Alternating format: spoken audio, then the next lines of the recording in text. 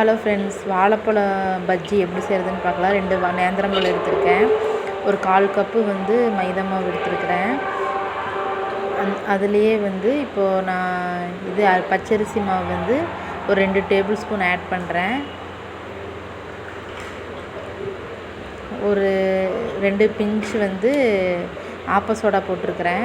அப்புறம் ஒரு சிட்டிகை உப்பு போட்டிருக்கேன். அப்புறம் ஒரு 3 டேபிள் ஸ்பூன் சர்க்கரை போடுறேன், இனிப்புக்காக நல்லாயிருக்கும்.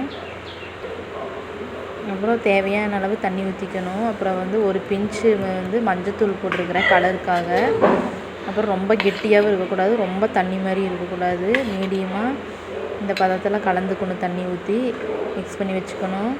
அப்புறம் பழம் ரெண்டாக நான் கட் பண்ணியிருக்கிறேன். முழுசாகவும் போட்டுக்கலாம், நான் 2 கட் பண்ணியிருக்கேன்.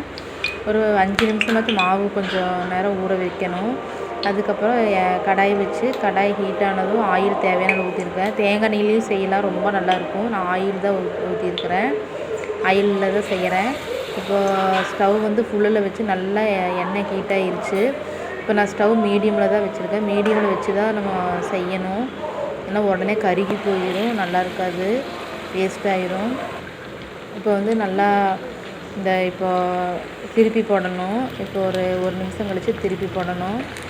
நல்லா பொன்னிறம் ஆகிற அளவு நம்ம திருப்பி போட்டுட்டு எடுத்துடணும். சூப்பராக இருக்கும், டேஸ்ட்டாக இருக்கும். இந்த வீடியோ பிடிச்சிருந்தா லைக் பண்ணுங்கள், கமெண்ட் பண்ணுங்கள் ஃப்ரெண்ட்ஸ். ரொம்ப டேஸ்ட்டாக இருக்குது. ஈவினிங் ஸ்நாக்ஸாக கொடுக்கலாம், ரொம்ப நல்லாவும் இருக்கும்.